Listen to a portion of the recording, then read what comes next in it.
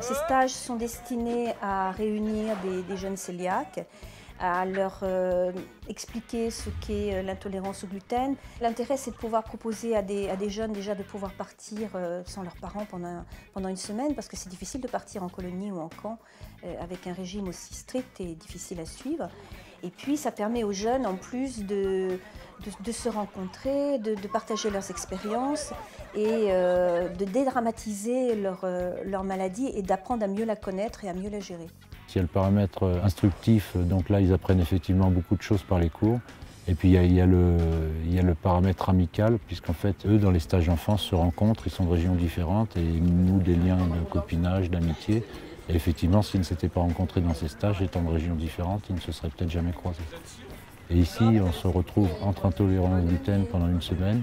C'est une semaine où ils n'ont pas à s'occuper de ce qu'il y a à table, à se raconter, à être obligés de dire bah, « moi je ne peux pas manger ceci pour ça ».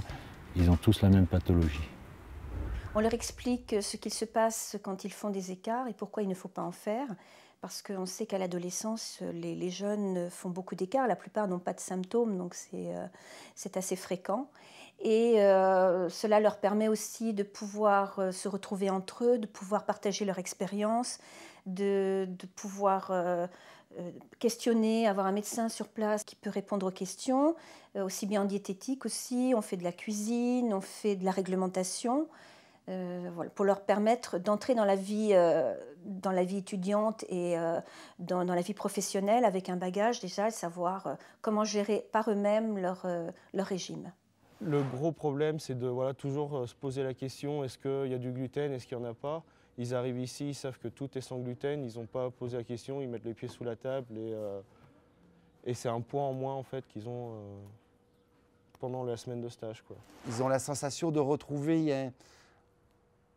un petit embryon de vacances, de détente.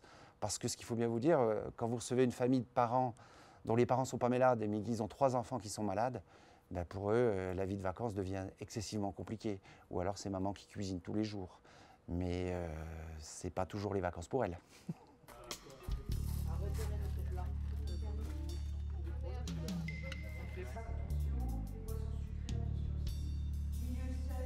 Alors ils ont différentes formations. On fait de la physiopathologie, on leur explique ce qu'est l'intolérance au gluten, on leur explique pourquoi il ne faut pas faire d'écart, que se passe-t-il dans leur corps à partir du moment où ils prennent du gluten, la destruction de leur intestin. Et puis ils apprennent aussi à faire de la diététique, on leur explique les produits qu'ils peuvent manger, ceux qu'ils ne peuvent pas manger, comment lire des étiquettes, on fait de la réglementation aussi. Sur la lecture d'étiquettes, le logo, enfin tout ce qui peut les aider à gérer au quotidien leur régime sans gluten. Et puis on fait aussi un petit peu de cuisine pour leur apprendre à manipuler les produits sans gluten qui se manipulent un peu différemment des produits classiques. Qui est-ce qui en a déjà fait? La pâte à choux.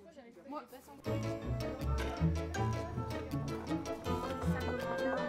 Les mains propres.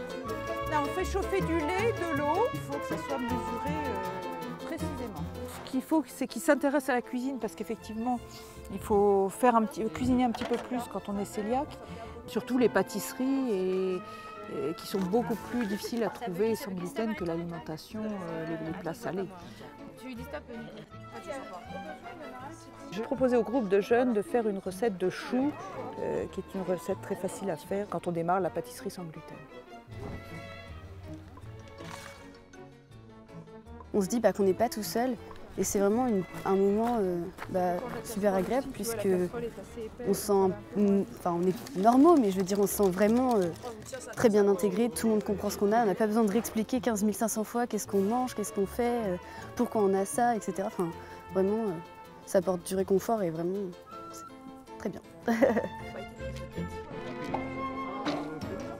Quand on regarde par exemple des choux à la crème avec gluten, quand on regarde ses copains qui disent « Ah, c'est trop bon, il faudrait que j'en achète ». Bon, moi, vu que ça me donne pas envie, je me dis « Il faudrait peut-être que je goûte un jour, quoi ». Donc le fait qu'on en ait fait ici, ça m'a vraiment fait plaisir et c'était vachement bon, c'était pas mal. J'essaierai de les refaire chez moi un jour. Alors là, c'est important les seuils, parce que c'est des mentions que vous allez voir sur les produits. Donc, à partir de août 2008, La mention sans gluten est réservée aux aliments. C'est important, comme l'étiquetage, par exemple, du jour au lendemain, il peut y avoir un fabricant qui marque quelque chose pour se défendre. Il marque que dans un atelier, on utilise du blé, par exemple. Et ça, faut nous informer. Faut tout le temps lire l'étiquetage. Il y a des fois, il y en a, ils ne le savent pas. Et c'est grâce à Catherine, par exemple, qui vient redire tous les ans le système de l'étiquetage. Et ça nous permet d'être au top, quoi.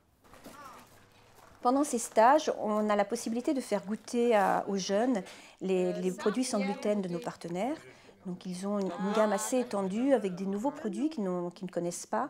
Et ça leur permet d'une part de pouvoir goûter les produits avant de les acheter. Ce sont des produits qui sont relativement chers, donc ça évite qu'ils achètent des produits qu'ils n'aimeront pas et qu'ils ne mangeront pas.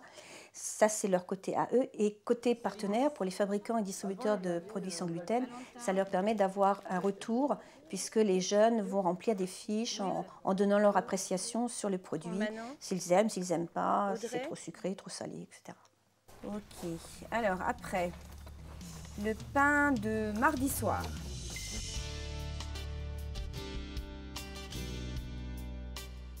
Ces stages ont un coût.